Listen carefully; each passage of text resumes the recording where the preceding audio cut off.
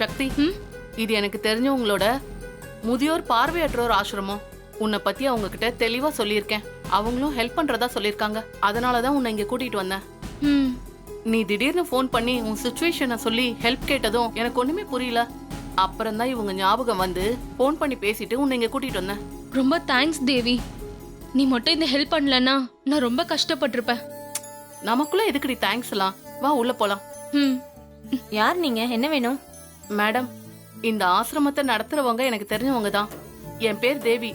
அவங்க கிட்ட நான் ஒரு ஹெல்ப் கேட்டேன். அவங்களும் செய்யறேன்னு சொன்னாங்க. அதான் வந்திருக்கோம். ஓ, மேடம் என்கிட்டயும் சொன்னாங்க. அப்படியா மேம்? ஏதோ அடிபட்டு சுயநலம் இல்லாத பொண்ணை கூட்டிட்டு வரதா சொன்னாங்களே. ஆமா மேம், அவங்க ஆட்டோல தான் இருக்காங்க.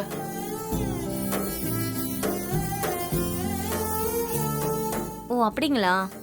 சரி, நீங்க அவங்கள கூட்டிட்டு வாங்க. அங்க ஒரு தனி ரூம் இருக்கு, அங்க படுக்க வைங்க. ரொம்ப தேங்க்ஸ் மேம். சரி, நீங்க அவங்கள கூட்டிட்டு வாங்க. ஓகே, வாடி.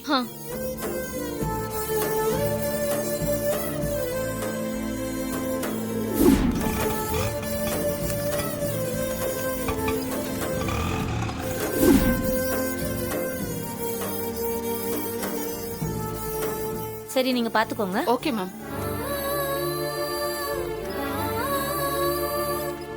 எப்படியோ இவங்கள சேஃபான இடத்துக்கு ஷிஃப்ட் பண்ணியாச்சு. இப்பதான் நிம்மதியா இருக்கு.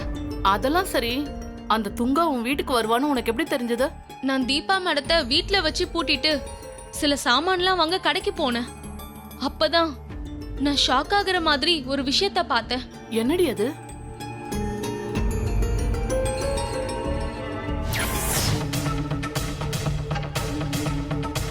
இங்க சக்தின்னு ஒரு பொண்ணு ஜிஹெச்ல நர்ஸா ஒர்க் பண்றாங்க. அவ வீடு எங்க இருக்குன்னு தெரியுமா? தெரியாதுங்க, நானே இந்த ஏரியாவுக்கு புதுசுங்க. வேற யாரையாவது கேளுங்க. சரி. என்ன மேடம், அந்த சக்திகிட்ட வீட்டு அட்ரஸ் வாங்கணும்னு சொன்னீங்க. அப்புறம் ஏன் இங்க வந்து எல்லாத்தையும் விசாரிச்சுட்டு இருக்கீங்க? சார், அவ சொன்னதை கேட்டேனே ஒழிய எழுதியெல்லாம் வைக்கல. ஆலப்பாக்கம் கிருஷ்ணா நகர்னு ஞாபகம் இருக்கு. ஆனா எத்தனாவது தெரு, என்ன டோர் நம்பர்னு சரியா ஞாபகம் இல்ல. ஒரு அட்ரஸ் கூட ஞாபகம் வச்சுக்க முடியல. சரி சரி, விசாரிச்சு அட்ரஸை கண்டுபிடிங்க. டைம் ஆகுது இல்ல? டென்ஷன் ஆகாதீங்க சார், வீட்டை சீக்கிரமா கண்டுபிடிச்சிடலாம். இவங்க கார்த்திக் சாரோட அண்ணி தானே? இவங்கள தானே மீட் பண்ணி நம்ம தீபா மேடத்தை பத்தி பேசிட்டு வந்தோம். கார்த்திக் சாரை கூட்டிட்டு வருவாங்கன்னு பார்த்தா இவங்க துங்காவல கூட்டிட்டு வந்திருக்காங்க.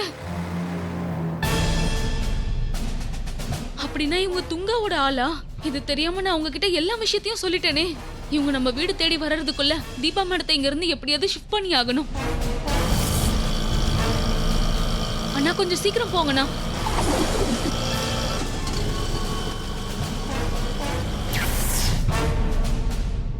ஓ, இவ்வளவு தூரம் நடந்திருக்கா? நான் அப்ப கடைக்கு போனப்ப அவங்கள பார்க்காம இருந்திருந்தா இந்நேரம் அவங்க கிட்ட மாட்டிருப்பேன். நல்ல வேலை, எப்படியோ தப்பிச்சாச்சு. இவங்களை எப்படியாவது அவங்க ஹஸ்பண்ட் கார்த்திக் கிட்ட ஒப்படைக்கணும். அது வரைக்கும் இவங்கள பத்திரமா பாத்துக்கணும். நீ ஒண்ணும் கவலைப்படாதடி. இங்க உனக்கு எந்த பிரச்சனையும் வராது. இங்க இருக்கிற குழந்தைங்க எல்லாம் பார்வை இல்லாதவங்க. நீ இங்க தங்கியிருக்கிறத யாராலையும் அவங்களை சீக்கிரம் கண்டுபிடிக்க முடியாது. நீ இங்க இருந்தே தீபா மேடத்தை அவங்க ஹஸ்பண்ட் கிட்ட ஒப்படைக்கிறதுக்கு முயற்சி செய்யலாம். உனக்கு எந்த பிரச்சனையும் வராது. சரிடி, நீ பாத்துக்கோ. நான் வரட்டுமா? சரி, நீ பார்த்து பத்திரமா போ. சரிடி, பாத்துக்கோ.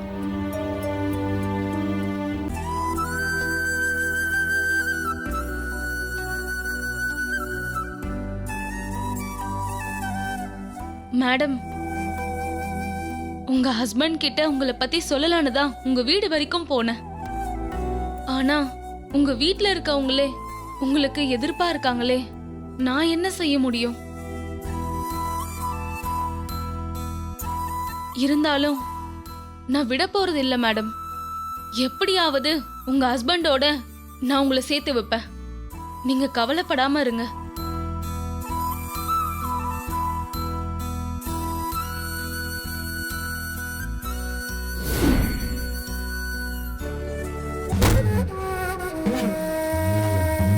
என் வாழ்க்கையில எனக்கு யாருமே இப்படி தண்ணி காமிச்சது கிடையாது. ஒரு பொம்பளை பிள்ளை எனக்கு தண்ணி காமிச்சிட்டு இருக்கா. கையில கட்டச்சால்னா 2 பேருமே கண்டந்திரமா வெட்டி போட்டுடுவேன். எனக்கு ரொம்ப வருத்தமா தான் சார் இருக்கு. கரெக்டான அட்ரஸ் கிடைச்சும் நம்மளால எதுவுமே செய்ய முடியல. கடைசி நேரத்துல அந்த சக்தி தீபாவை காப்பாத்தி எங்க கொண்டு போயிட்டாலே. என்ன சொன்னீங்க? தீபாவா? அவ பேரு கீதா இல்ல, தீபான்னு தப்பா சொல்றீங்க. கீதா தான். ஏதோ டங் ஸ்லிப் ஆகி தீபான்னு சொல்லிட்டேன். Sorry sir. நாம வர்றது அந்த சக்தி எப்படி தெரிஞ்சிருக்கும்? அவ எப்படி கீதா கூட எஸ்கேப் ஆனா? உண்மை புரியலையே. எனக்கும் அதே குழப்பம் தான் மனசுல ஓடிட்டு இருக்கு சார். ஆனந்த் மாமாக்கு தெரிஞ்சவர்னு ஹெல்ப் பண்ண வந்தா இப்படி சொதப்பல் ஆகும்னு நான் கொஞ்சம் கூட நினைச்சு பார்க்கல. சக்தி யாரு? அவ எதுக்கு இந்த கொலகாரி கீதாவை காப்பாத்தணும்? அவளுக்கு இவளுக்கு என்ன சம்பந்தம்? ச்சே, ஒண்ணுமே புரியலையே. ஒருவேளை அவங்க வேணா ஃப்ரெண்ட்ஸா இருப்பாங்களோ, அதனால தான் ரிஸ்க் எடுக்கிறாளோ என்னமோ. அதுக்கெல்லாம் வாய்ப்பே இல்ல. கீதா பிறந்தது வளர்ந்தது எல்லாமே பெங்களூர்ல, ஆனா நர்ஸ் இருந்தது எல்லாம் சென்னையில. 2 பேரும் சிங்க் ஆகிறதுக்கு சான்ஸே இல்ல. என்ன காரணத்துக்காக அவ கீதாவை காப்பாத்துறான்னு தெரியலையே. அது என்ன காரணமா வேணா இருந்துட்டு போட்டோம். உங்களுக்கு தேவை அந்த கீதா. அவளுக்கு எப்படியாச்சும் கண்டுபிடிச்சு தூக்க பாருங்க. அவ படுத்த படுக்கையா இருக்கிற பேஷண்ட்டை வச்சுக்கிட்டு ரொம்ப தூரம் போயிருக்க முடியாது. இங்க பக்கத்துல தான் எங்கேயாச்சும் இருப்பா. தேடினா கண்டிப்பா கண்டுபிடிச்சிடலாம். ஆ, நீங்க சொல்றது கரெக்ட் தான். கீதாவுக்கு இப்ப உடம்பு முடியாம இருக்கிறதால அவளை ரொம்ப தூரம் கூட்டு போறதுக்கு வாய்ப்பு இல்லைன்னு சொல்றீங்க. அவங்கள தீவிரமா தேடி பார்த்தா 2 பேரையும் கண்டிப்பா கண்டுபிடிச்சிடலாம். சரி, உடனே தேட ஆரம்பிங்க. நான் கிளம்புறேன். அவங்கள பத்தி ஏதாவது தகவல் தெரிஞ்சா உங்களுக்கு கால் பண்ணி இன்ஃபார்ம் பண்றேன். ம்.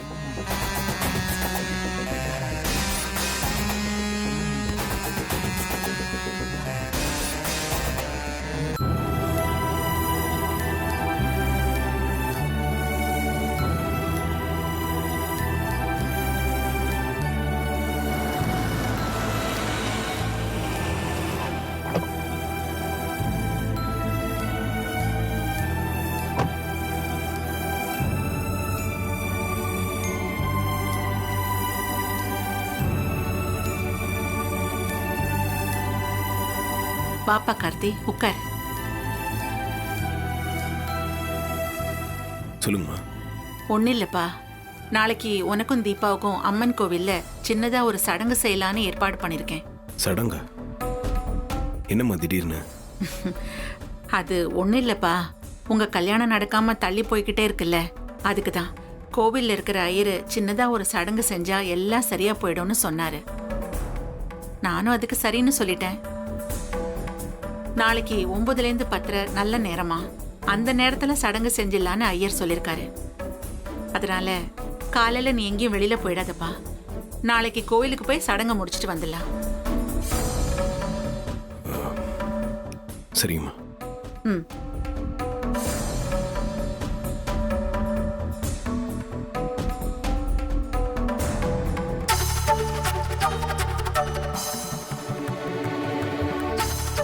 கார்த்தி, என்னண்ணா? உன்கிட்ட கொஞ்சம் தனியா பேசணும், வா.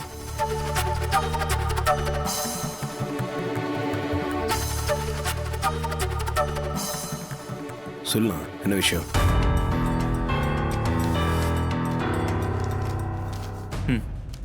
இது யாருன்னு உனக்கு தெரியுதா? இந்த போட்டோ உனக்கு எப்படி கிடைச்சது?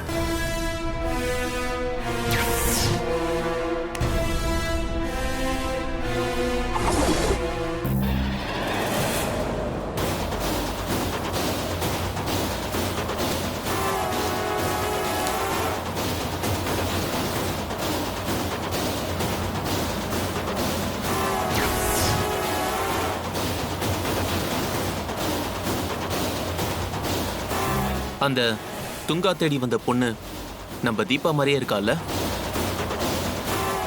முதல்ல போட்டோ பார்த்ததும் நானே ஷாக் ஆயிட்டேன். அண்ணன், தம்பி, அக்கா, தங்கச்சி இவங்க எல்லாரும் ஒரே மாதிரி இருக்கிறத நான் பார்த்துருக்கேன். ஆனா காஞ்சிபுரத்துல இருக்கிற தீபாவும் பெங்களூர்ல இருக்கிற கீதாவும் ஒரே மாதிரி இருக்கிறது ரொம்ப ஆச்சரியமா இருக்கு.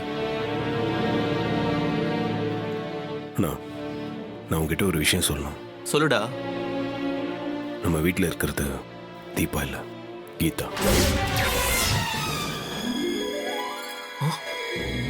என்னடா சொல்ற? இங்க இருக்கிறது கீதாவா? ஆமாண்ணா. அப்போ தீபா எங்கடா? தீபா எங்கேயோ சேஃபாக தான் இருக்காங்க. ஆனால் அவங்க எங்கே இருக்காங்கன்னு தெரியல. அவங்கள இன்னும் நானும் இன்ஸ்பெக்டரும் தேடிட்டு தான் இருக்கோம். அதை ஏன்டா இது வரைக்கும் யாருக்கிட்டையும் சொல்லாம இருக்க? இதை சொன்னால் இன்னும் நிறைய பிரச்சனை வரும் தான் நான் யார்கிட்டயும் சொல்லாமல் இருக்கேன். முக்கியமாக அம்மாவுக்கு தெரிஞ்சா கண்டிப்பாக அவங்க தாங்க மாட்டாங்க. டேய், ஆள் மாறாட்டத்தை ரொம்ப நாள் மறைக்க முடியாதுடா. அது எனக்கும் தெரியும்ண்ணா. தீபா கிடைச்சிட்டாங்கண்ணா, இது எல்லாத்துக்கும் ஒரு முடிவு கிடைச்சிரும்ண்ணா. ஆனா அந்த துங்கா கீதாவை தேடிட்டு இருக்கான். ஒருவேளை தீபா அவங்க கிட்ட மாட்டிக்கிட்டா அவங்களுக்கு எதுனா ஆயிடுமா தான் எனக்கு கவலையா இருக்கு. சீக்கிரமா தீபாவை கண்டுபிடி.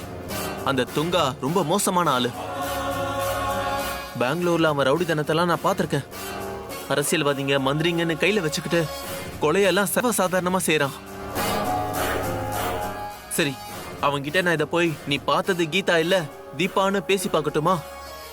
இல்லைண்ணா, வேண்டாம். அப்படி செஞ்சா இங்க இருக்கிற கீதாக்கு தானே ஆபத்து.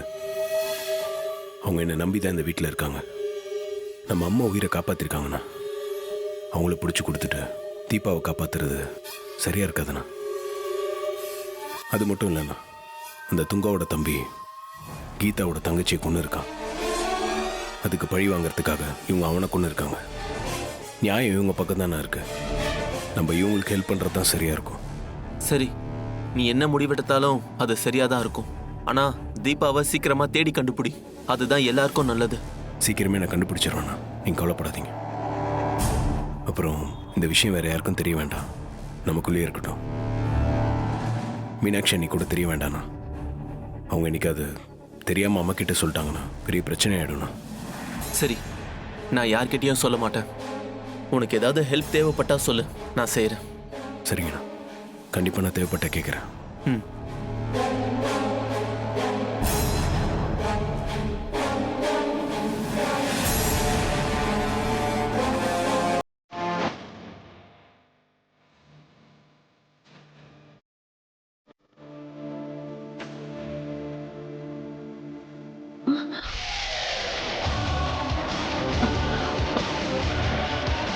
அண்ணி,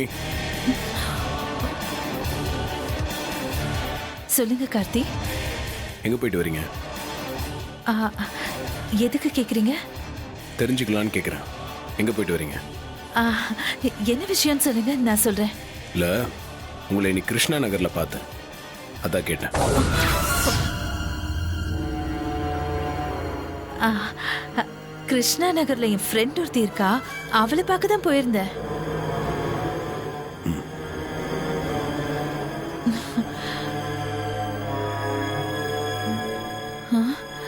கார்த்தி நம்ம கிட்ட கேட்டது சாதாரணமா தெரியல, ஏதோ சந்தேகப்பட்டு கேட்ட மாதிரி தான் தெரியுது. ஒருவேளை அந்த சக்தி வீட்டில் நம்மளை பார்த்துருப்பானோ. எதுக்கும் இனிமே நாம கொஞ்சம் ஜாக்கிரதையா தான் இருக்கணும்.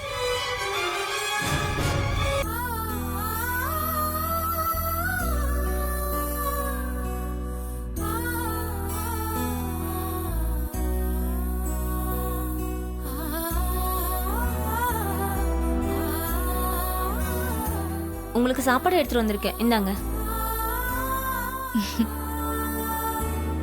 தேங்க்யூ. நான் அப்புறம் ஆ, சாப்பிட்டுக்கிறேன். சரிங்க.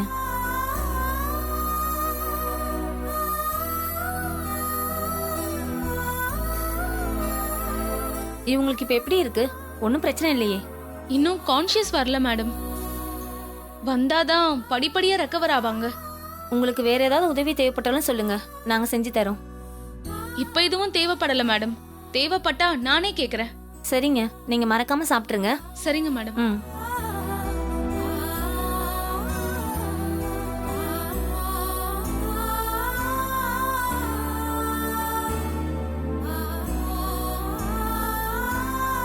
யார் இவங்க? இங்க என்ன பண்றாங்க? மேடம், இவங்க பேர் சக்தி, ஜிஹெச்ல நர்ஸா இருக்காங்க. ஒரு லேடி பேஷண்ட் அடிபட்டு கான்ஷியஸ் இல்லாம இருக்காங்க. அவங்க உயிருக்கு ஆபத்துன்னு இங்க வச்சு பாத்துக்கறாங்க. நிர்வாகி மேடம் பர்மிஷனோட தான் இங்க வச்சு பாத்துக்கறாங்க. அப்படியா? சரி, வாங்க அவங்கள போய் பார்க்கலாம். வாங்க மேடம், வாங்க.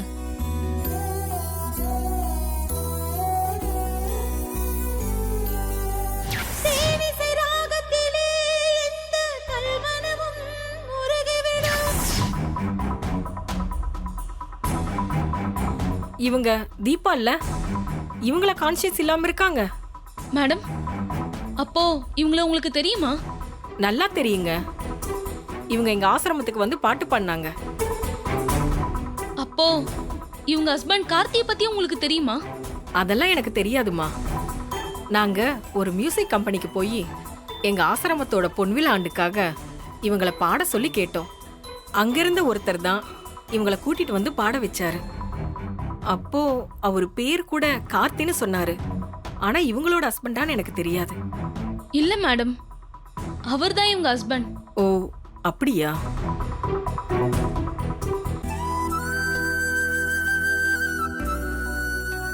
குழந்தைங்களா இருங்க, ஒரு நிமிஷம் இருங்க, ஏதோ வந்துடுறேன். ம். வாங்க எல்லாரும் கொஞ்சம் இங்க வாங்க. வாங்க வாங்க வாங்கம்மா வாங்க.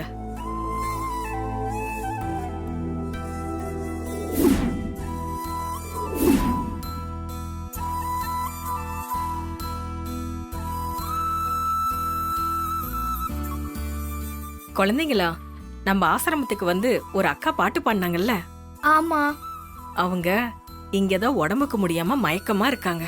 அந்த அக்கா ரொம்ப நல்லவங்களாச்சே. அவங்களுக்கு உடம்பு சரி இல்லாம போச்சு. ம் ஆமாம்மா.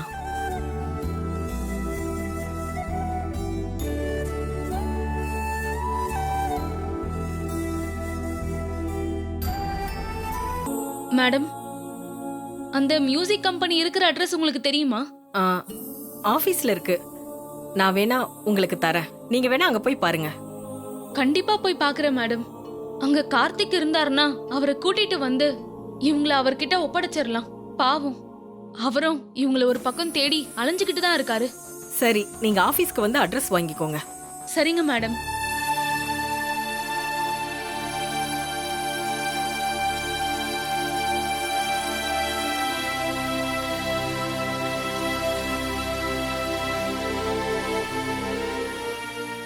அக்கா, நீங்க கவலையே படாதீங்க. நீங்க சீக்கிரமா குணமாயிடுவீங்க. அப்புறம் இங்க வந்து எங்களுக்காக நிறைய பாட்டு பாடுவீங்க. உங்களுக்கு ஒன்றும் ஆகாது. உங்களுக்காக கடவுள்கிட்ட வேண்டிக்கிறோம். சிஸ்டர், எங்களை ப்ரே பண்ற இடத்துக்கு கூட்டு போறீங்களா? சரிம்மா, வாங்க எல்லாரும் போலாம். பார்த்து போங்க. போலாம் வாங்க வாங்க.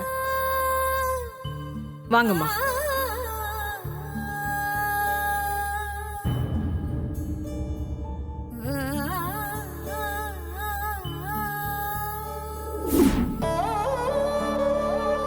கர்த்தரே, அந்த தீபா அக்காக்கு எதுவும் ஆகக்கூடாது. அவங்க சீக்கிரமா நல்லபடியா குணமாயி எங்க கூட பேசணும், எங்க கூட பாடணும், அது நீங்க தான் காட்டணும்.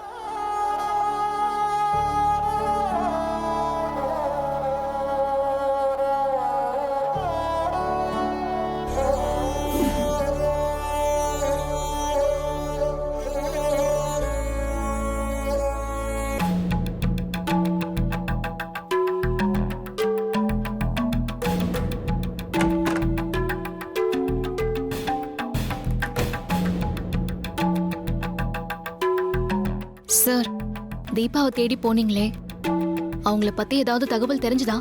அவங்க இருக்கிற இடம் தெரிஞ்சுதான் போகணும். ஆனால் நாங்கள் அங்கே போகிறதுக்குள்ள அவங்கள வேற இடத்துக்கு கூட்டிகிட்டு போயிட்டாங்க. சார், நீங்க சொல்றது ஒண்ணுமே எனக்கு புரியல. ஒரே குழப்பமா இருக்கு. கொஞ்சம் விளக்கமா சொல்றீங்களா?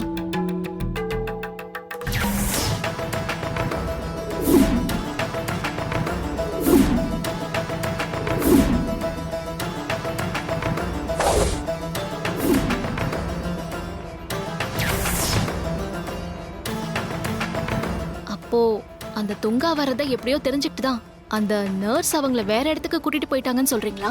அப்படி தான் இருக்கணும். இல்லைனா அவங்க இதுக்கு வீட்டை விட்டு போகணும். தீபாக்காக அவங்க நிறைய ரிஸ்க் எடுக்கிறாங்க. சரி, அப்போ அவங்கள எங்க கொண்டு போயிருக்காங்கன்னு ஏதாவது தகவல் தெரிஞ்சுதா? தெரியல. ஆனால் அந்த நர்ஸ் கிட்ட இருக்கிற வரைக்கும் அவங்க சேஃபாக தான் இருப்பாங்க. சார், இந்த வீட்ல ஒரு விஷயம் நடந்துச்சு தெரியுமா? துங்கா வீட்டுக்கு வந்ததை பற்றி சொல்கிறீங்களா? ஆமா சார், உங்களுக்கு எப்படி தெரியும்? எல்லாத்தையும் ஆனந்த் என்கிட்ட சொன்னான். அவன் இங்க வருவான்னு நான் கொஞ்சம் கூட எதிர்பார்க்கவே இல்லை சார். அவன் உங்க அண்ணன் கூட வந்ததும் நான் அப்படியே பயந்து போயிட்டேன். அவன் கண்ணில் படாம நான் இந்த ரூம்ல வந்து மறைஞ்சுக்கிட்டேன். அவன் போன அப்புறம் தான் நான் வெளியவே போனேன். நானும் அவன் அண்ணனோட ஃப்ரெண்டாக இருப்பான்னு கொஞ்சம் கூட எதிர்பார்க்கல. இப்படியும் நீங்கள் அவன் கண்ணில் படாமல் இருந்திருக்கீங்க, அதுவே போதும். சார், என்னால தானே உங்களுக்கு எல்லா பிரச்சனையும். துங்கா மட்டும் தீபாவை தேடுறதை விட்டுட்டான்னா தீபா உங்களுக்கு ஈஸியா கிடைச்சிருவாங்க. அவன் தேடுறதை நிறுத்தணும்னா நான் அவன் கிட்ட போய் சேரணும். அப்பதான் சார் எல்லா பிரச்சனையும் சரியாகும். நீங்க ஏன் எப்பவும் தப்பாவே யோசிக்கிறீங்க? நான் தான் ஏற்கனவே உங்ககிட்ட சொல்லியிருக்கேன்ல, தீபா கிடைச்சதும் உங்க பிரச்சனையை நான் சால்வ் பண்றேன்னு. கண்டிப்பா நான் செய்வேங்க. துங்கா கிட்ட இருந்து உங்க 2 பேரையுமே நான் காப்பாற்றணும். அதுக்கு தானங்க கஷ்டப்பட்டுட்டு இருக்கேன். அது வரைக்கும் கொஞ்சம் பொறுமையா இருங்க.